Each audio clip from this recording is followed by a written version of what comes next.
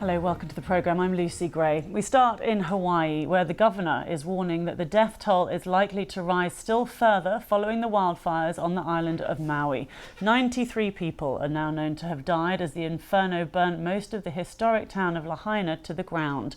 So far, only a tiny fraction of the worst-hit area has been searched for bodies.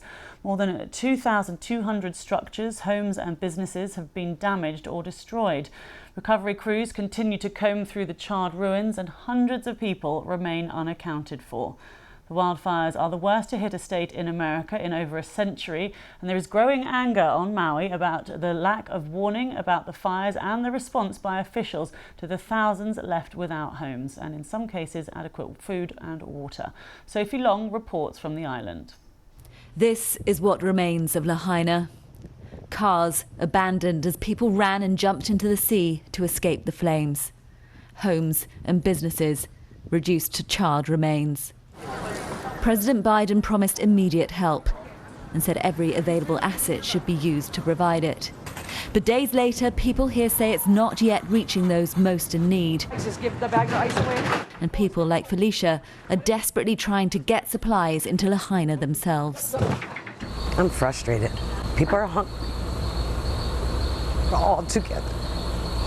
We're one family.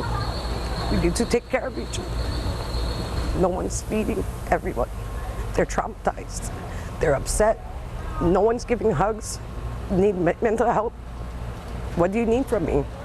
Do you hear people in the same bags since the fire on Thursday? Kids in the same diapers since Thursday? People without food. Like, they haven't drank since before the fire. What are we doing?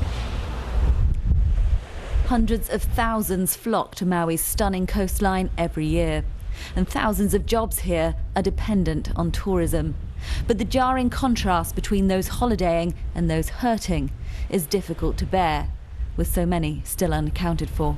The same waters that our people just died in 3 days ago are the same waters the very next day these visitors, tourists were swimming in. And that says a lot about where their heart and mind is through all of this and where our heart and mind is though. You don't see our people swimming, snorkeling, surfing. Nobody is having fun in tragedy and continuing their lives like nothing has happened. There is two Hawaiis right now. There's the Hawaii we're living in and the Hawaii they're living in, they're visiting in.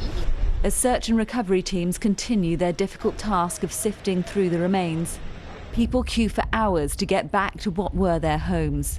Confusion is leading to frustration. 8:30 we went there, they said go to the other side.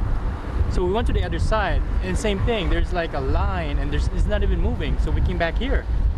So we got here at 9:30 and it's 12:30 right now and they're not telling us what to do. The cops are just going back and forth.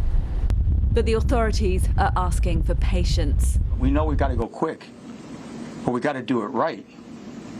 So when we pick up the remains and they fall apart, and so when you have 200 people running through the scene yesterday, and some of you, that's what you're stepping on. I don't know how much more you want me to describe it. That's what you're stepping on. Give us a little bit of time to contain that. Please. People already know this is the deadliest disaster in Hawaii's history, and the death toll is still climbing.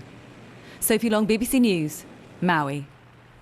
The BBC has been speaking to the Governor of Hawaii, Josh Green, and asked him about the lack of warning to residents of Lahaina about the approaching wildfires and what went wrong. I think really what it was an incredibly overwhelming circumstance, which was a hurricane and hurricane force winds simultaneously with fire. And we've not experienced anything like that in the region in a town before. There was a lot of response going on amongst the firefighters all across the island. I think that was the greatest confounding issue. But my team is doing a thorough review. We've begun it with our Attorney General, and that's the important piece for us now. Of course, most of our efforts are going to be on recovery, finding a way to reunite families with either those that they've lost so that they have closure, or getting them housing and survival. These processes normally come much after an incident like this, but we're doing it in parallel because we want to be safer and learn right now. Well, while the authorities continue the difficult work of searching for and identifying the dead after the devastating fire in the town of Lahaina, some residents are taking relief efforts into their own hands. And John Sodworth went out with a group of volunteers taking relief supplies by boat. We're on board the Ocean Spirit, a boat owned by the Pacific Whale Foundation, a marine conservation charity. But today, the staff and volunteers on board are on a very different type of mission. If you have a look down here, these are full fuel cans. A lot of the people inside the disaster zone depend on generators for cooking. So this, of course, is a vital lifeline. And over here, something else badly needed, fresh drinking water.